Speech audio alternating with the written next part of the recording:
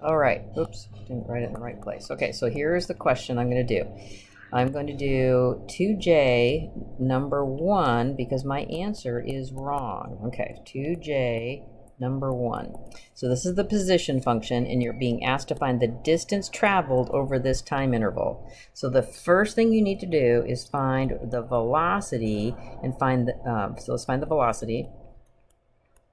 And I want to find out the times that it's at rest. Times at rest. So that means I want to set the velocity equal to 0. So setting this equal to 0, I'm going to factor out a 3t, so I get t minus 2. So I see at time 0 and at time 2 that it's at rest. So let's see, I want to find out where it's at between these intervals, this interval. All right, so that means I need to find out where it's at time 1, where it's at time 2, and where it's at time 4. So those are the positions of where it's at. So I'm going to draw it just to get an idea of what's happening. So when I put in 1, I get 1 minus 3 plus 1. So that gives me negative 1. So here's negative 1 on the ruler. I'm just going to put a dot there and say that that's at time 1.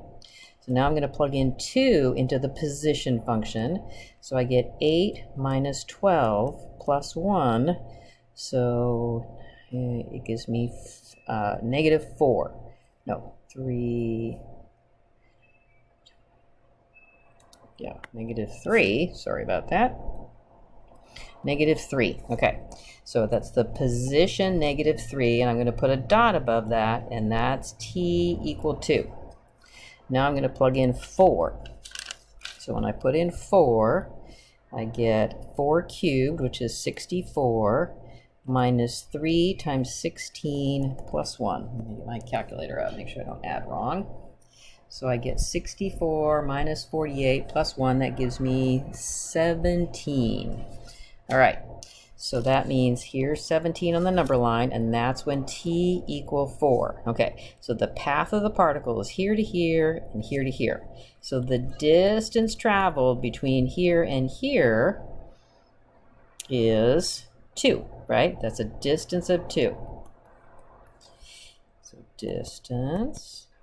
Okay, and then I'm going to find out the distance traveled from here to here. So I'll have from negative 3 to 0, so that's a distance of 3, and then plus another 17, so that's 22. Oh, the answer is correct. I guess unless I added wrong somewhere.